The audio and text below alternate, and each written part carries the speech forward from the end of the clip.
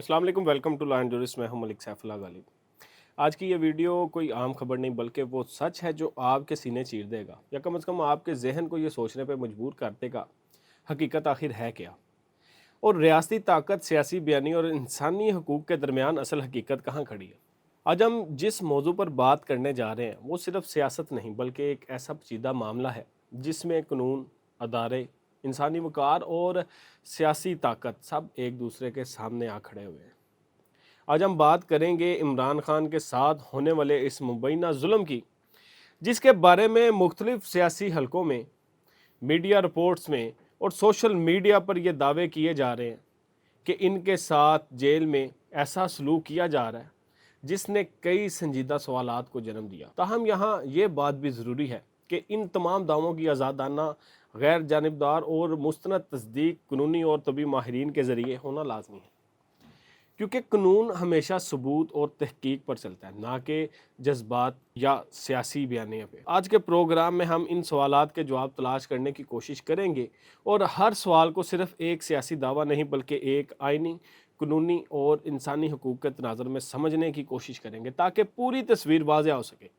पहला सवाल ये है कि क्या वाकई इमरान खान की आँख की बिनाई 85% तक मुतासिर है, जैसा कि बाज़ रिपोर्ट्स और दावों में कहा जा रहा है। और अगर ऐसा दावा मौजूद है तो इसके पीछे असल मेडिकल रिपोर्ट्स, डॉक्टरों की राय और इलाज की तफसीलात क्या हैं।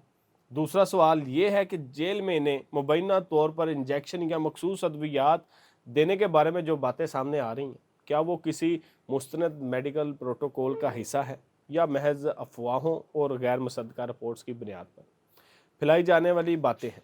तीसरा सवाल ये है कि एक तरफ इन दावों का शोर है और दूसरी तरफ रियासती कार्रवाइयाँ जैसे घरों की मसमारी या इंतकामी इकदाम सामने आ रहे हैं। तो क्या ये सब इकदाम आइनी और कानूनी दायरा कार के अंदर हो रहे हैं या इन पर जुडिशल रिव्यू की ज़रूरत है।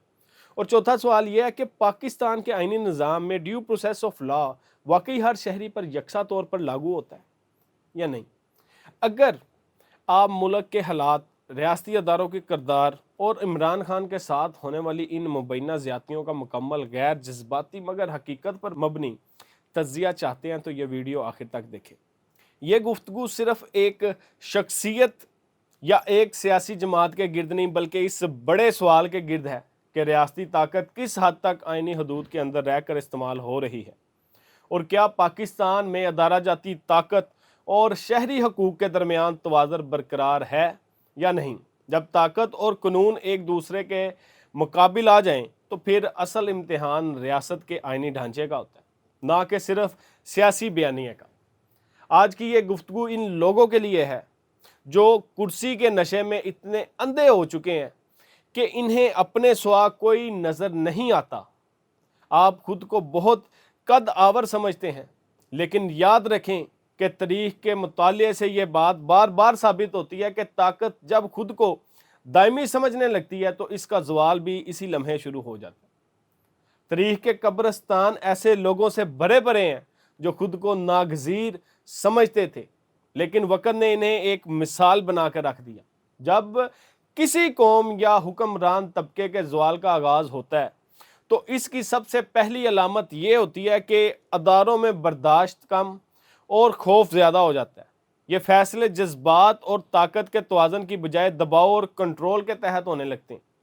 ए ताकत के नशे में चूर इंसानों, तुमने समझा था कि इमरान खान को कैद करके मुबैना तौर पर इन्हें तिबी सहूलियात से महरूम करके और इनकी सेहत और आँख की रोशनी के हवाले से जो दावे किए जा रहे हैं इनको नज़रअंदाज करके तुम इसकी आवाज़ को हमेशा के लिए खामोश कर दोगे। लेकिन तुम ये नहीं समझ सके कि आवाज़ें जिस्मों में नहीं बल्कि ख्यालात में ज़िंदा रहती। जिस्म कैद हो सकता है लेकिन फ़क्र को कैद करना मुमकिन नहीं होता। तुमने अगर ये समझा कि बंद दरवाजे और जेल की दीवारें सोच को रोक सकती हैं तो ये तुम्हारी सबसे बड़ी गलतफहमी। तुम जिस इक़्तिदार को हमेशा रहने वाला समझ रहे हो वो दरअसल एक आर्ज़ी इंतज़ामी ज़िम्मेदारी है जो आइनी निज़ाम के तहत दी जाती। तारीख़ ये भी बताती है कि कोई भी ताकत मुस्तकिल नहीं होती बल्कि हर ताकत एक मुकर्रर वक़्त के लिए होती है اور پھر وہ وقت بھی بدل جاتا ہے۔ تمہاری حیثیت صرف اس وقت تک ہے جب تک تمہارے پاس اختیار ہے، لیکن جس دن یہ اختیار ختم ہوا تم بھی عام شہریوں کی صف میں کھڑے ہو جاؤ، جہاں تمہاری پہچان صرف تمہارے اعمال سے ہوگی، نہ کہ تمہارے عہدے سے۔ آئیے اب ان اداروں اور افسروں کی بات کرتے ہیں جن کے بارے میں عوامی سطح پر مسلسل سوالات اٹھائے جا رہے ہیں۔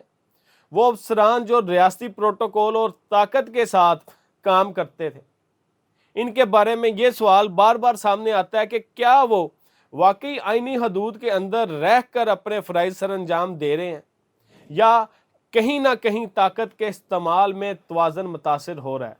بعض علاقوں جیسے باری امام اور سید پور کے حوالے سے رپورٹس میں یہ بات بھی سامنے آئی ہے کہ بڑی تعداد میں خاندان متاثر ہوئے، اور اگر یہ اعداد و شمار درست ہیں تو یہ ایک ایسا انسانی اور سماجی مسئلہ ہے جس پر سنجیدہ آئینی اور عدالتی غور و فکر کی ضرورت ہے۔ جب گھروں کو مسمار کیا جاتا ہے تو وہ صرف عمارتیں نہیں ہوتی جو گرتی ہیں، بلکہ ان کے ساتھ خاندان کی زندگیاں، بچوں کا مستقبل، بزرگوں کا سکون اور پورے سماجی ڈھانچے کا توازن بھی متاثر ہوتا ہے۔ یہی وہ نقطہ ہے جہاں ریاستی طاقت اور انسانی حقوق آمنے سامنے آ جاتے ہیں، اور وہاں قانون کا کردار سب سے زیادہ اہم ہو جاتا ہے۔ بطور ایڈوکیٹ میں آپ کو وہ آئینی حقیقت دکھا رہا ہوں جسے اکثر نظر انداز کر دیا جاتا ہے۔ آئین پاکستان کا آرٹیکل 4، آرٹیکل 9 اور آرٹیکل 14 صرف قانونی دفعات نہیں بلکہ ہر شہری کے بنیادی انسانی حقوق کی ضمانت ہے۔ اگر کسی شہری کے ساتھ ایسا سلوک کیا جا رہا ہے جسے اس کی زندگی، آزادی، عزت یا صحت متاثر ہو رہی ہے تو یہ معاملہ صرف سیاسی نہیں رہتا بلکہ مکمل طور پر آئینی اور قانونی سکروٹنی کے دائرے میں آ جاتا ہے۔ اس طرح اگر عمران خان کے حوالے سے جو دعوے کیے جا رہے ہیں وہ کسی حد تک بھی درست ثابت ہوتے ہیں تو پھر یہ معاملہ صرف قومی سیاست کا نہیں بلکہ انسانی حقوق اور آئینی نظام کی بنیادوں کا معاملہ بن جاتا ہے، جس پر عدالتوں اور قانونی اداروں کو غور کرنا پڑتا ہے۔ تمہارا یہ اکڑ کر چلنا، تمہارا یہ غرور دراصل طاقت کے ساتھ پیدا ہونے والی ایک ایسی نفسیاتی کیفیت ہے جس میں انسان خود کو غیر محدود سمجھنے لگتا ہے۔ لیکن تاریخ یہ بھی بتاتی ہے کہ جب یہ کیفیت حد سے بڑھ جائے تو پھر اس کا انجام بھی اتنا ہی سخت ہوتا ہے جتنا اس کا آغاز طاقتور ہوتا ہے۔ اے پاکستان کے لوگوں، تمہاری خاموشی بھی ایک طاقت ہے اور تمہاری آواز بھی ایک طاقت ہے۔ سوال صرف یہ ہے کہ تم اس طاقت کو کس سمت میں استعمال کرتے ہو۔ قانون تمہیں بولنے کا حق دیتا ہے، آئین تمہیں سوال اٹھانے کا حق دیتا ہے، اور معاشرہ تمہیں اپنی رائے دینے کا حق دیتا ہے، لیکن اصل امتحان یہ ہے کہ تم اس حق کو کیسے استعمال کرتے ہو۔